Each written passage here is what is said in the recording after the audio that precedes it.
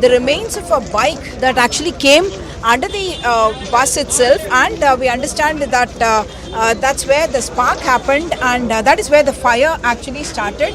And as you can see, everything, this is in fact a sleeper bus, and that's why you are seeing those racks there, and everything inside, including the combustible material of foam, because it's an AC bus, then there is the cotton, all of that has in fact been charred.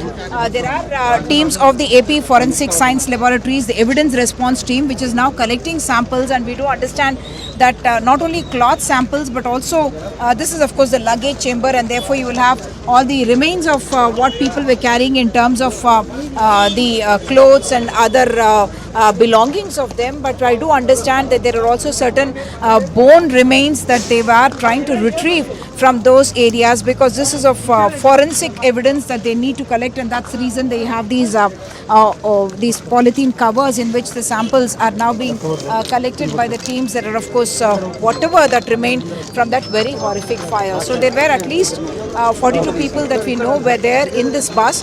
The drivers have escaped, the driver and the extra driver have escaped, and one of them is already in police custody. What we do understand from the survivors is that the from the back of the bus, where in fact there is a glass that had to be broken, and only then they were able to escape. What I must point out here is that the front door, the collector Dr. Siri has told us that the front door actually got jammed because the wires that connect to it were jammed, and that is how the front door could not be opened, and it became a fire trap. And of course, there's not more than a few minutes that the people were able to get, because of the kind of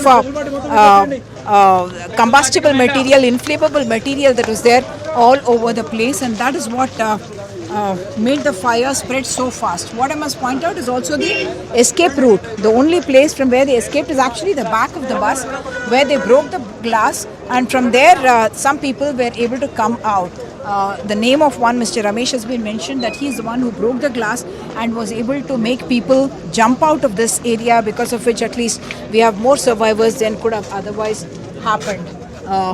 This is the area from where they have jumped. What the survivors are also telling us is that because it was a sleeper bus and everyone had gotten very late, there is no time really for them to see who is there in and who is not there inside. So there is privacy that these kind of buses offer, because they are sleeper buses.